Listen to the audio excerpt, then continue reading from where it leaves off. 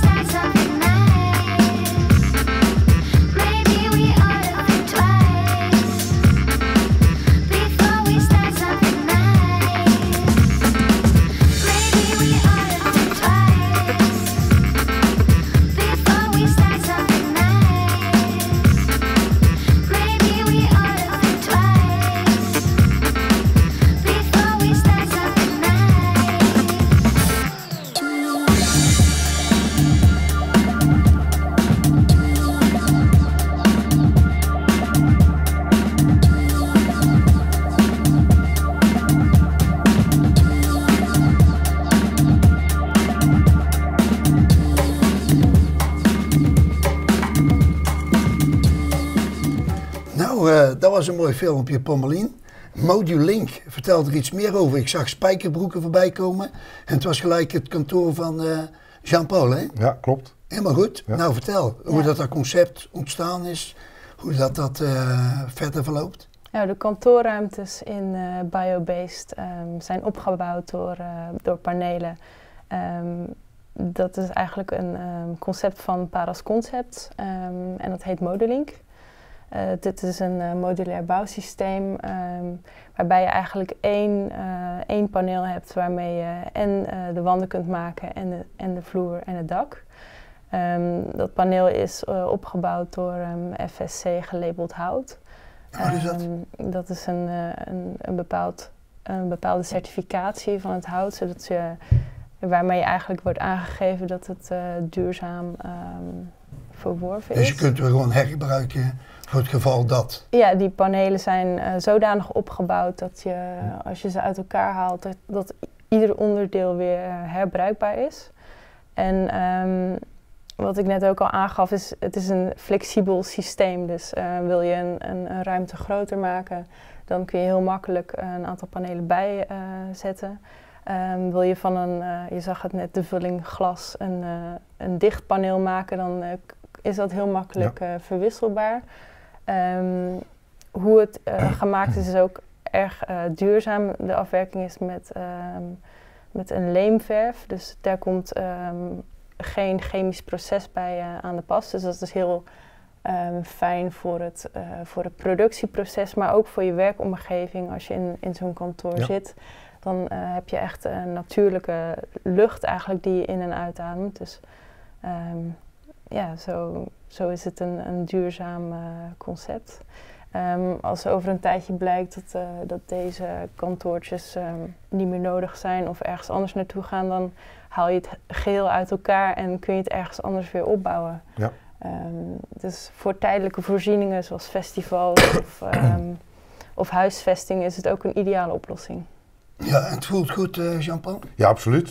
Voor ons was een doelstelling om, je ziet dat het centrum heel veel kubieke meters heeft, zeg ik altijd, maar weinig vierkante meters. Nou, exploitatie kijkend wil je liever vierkante meters, want dan die kun je nuttig maken voor kantoren of vergaderzalen. En dat hebben we ook samen met Paras Concepts op die manier gedaan. En misschien, wat wel belangrijk is, dat het ook met een aantal andere Zeeuwse ondernemers samen is. Want het hout kwam bijvoorbeeld aan de hele skeletbouw van VKP in Capelle, maar ook de ZVU, Elektra 21.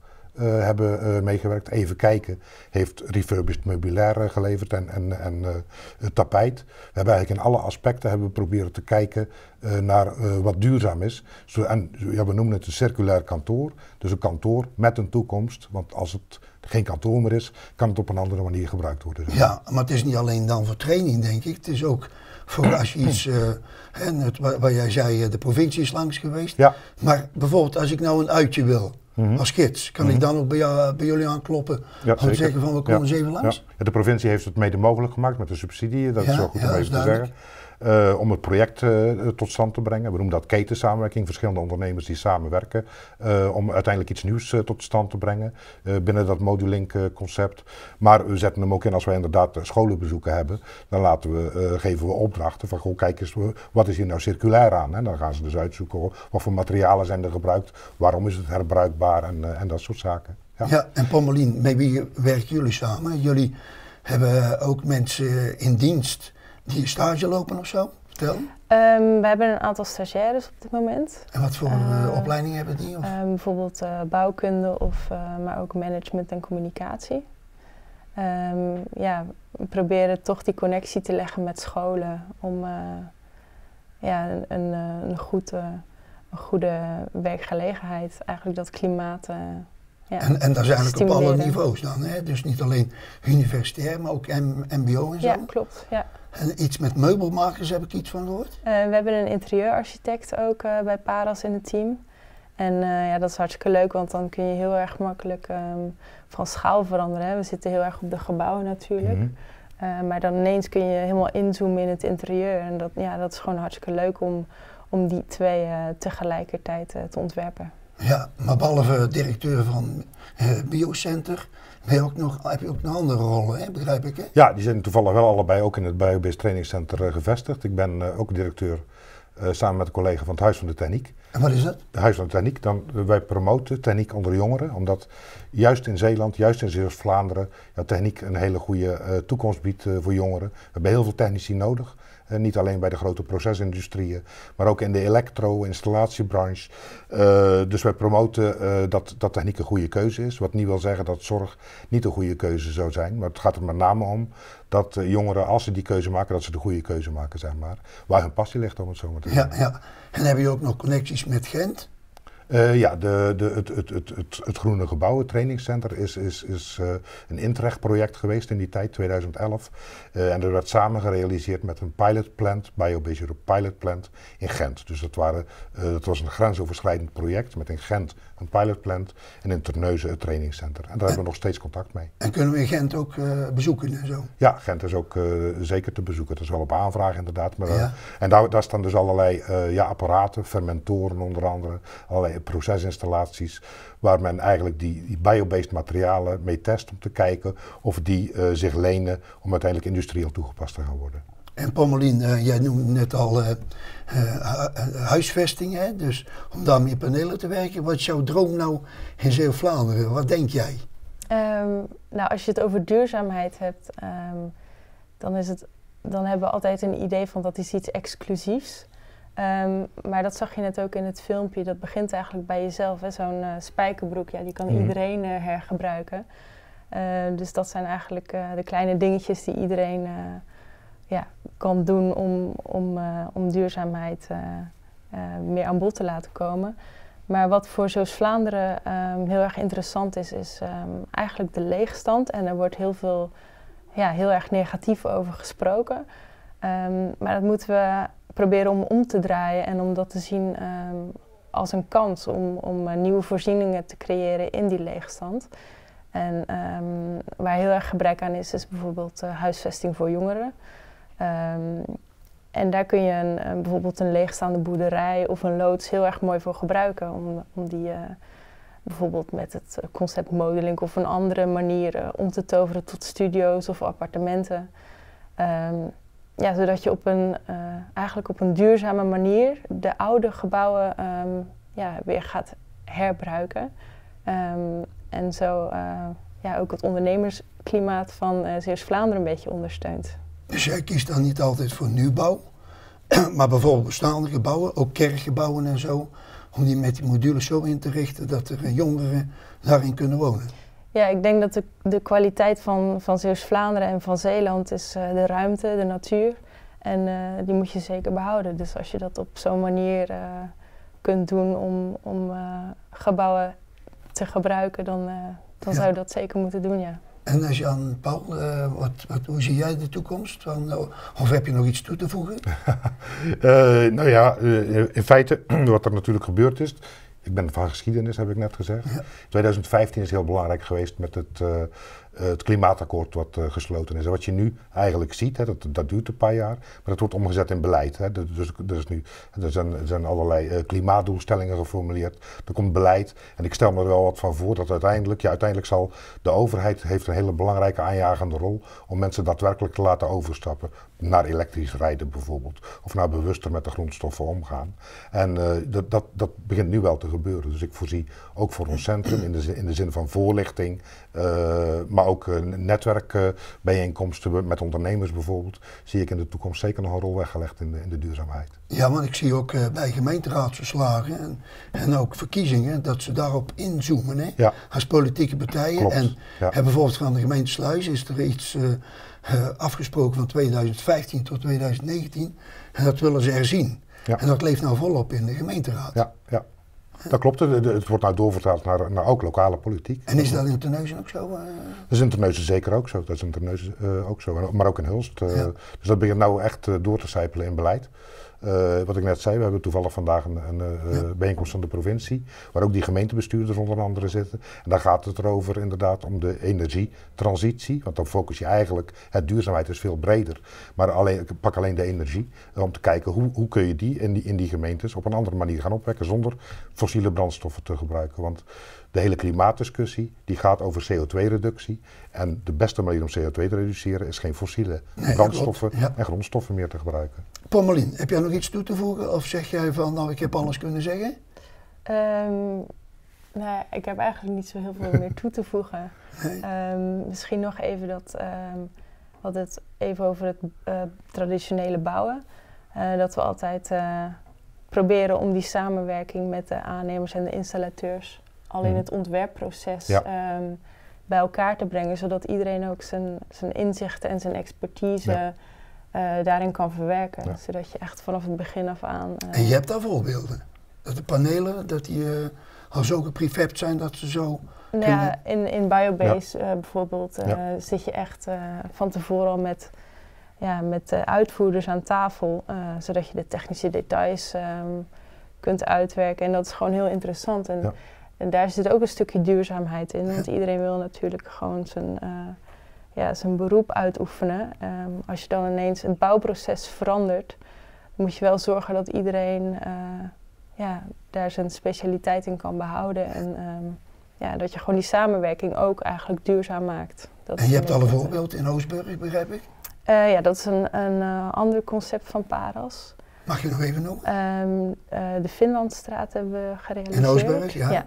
En dat is eigenlijk een principe waarbij je met prefab modules eigenlijk heel snel een hele straat kunt opbouwen. En wat het mooie daarvan is dat we nu 2 jaar verder zijn en merken dat er energie terug wordt gewonnen door de zonnepanelen. Het is een heel interessant project omdat het over sociale woningbouw gaat. Dus ja, dan duurzaamheid en sociale woningbouw, hoe gaat dat samen? Maar het werkt heel goed. Het is gelukt zelfs, zeg je. Ja. Goed, Jean-Paul, nog even een slotakkoord? Nee, niet bijzonder. Ik denk dat het uiteindelijk aan ons allen, ook de consumenten, is om een bijdrage aan duurzaamheid te leveren. Wat Pommelien terecht zegt is van, goh, dat kun je in het ontwerpproces al doen. Maar het gaat er ook om aan de achterkant te zorgen dat je afval voorkomt. En probeert zaken, en dat is heel simpel, want eigenlijk duurzaamheid is al zo oud als de weg naar Rome. Want als je schoenen versleten zijn, breng je ze naar de schoenmaker of koop je nieuwe. Nou, en die afweging moet je steeds maken. Ja. Goed, nou laten we het daarmee afsluiten. Beste kijkers, het was vroeger ook al zo, hè? Verbeter de wereld en begin bij jezelf. Oké. Pommelien, hartelijk dank. Ik hoop dat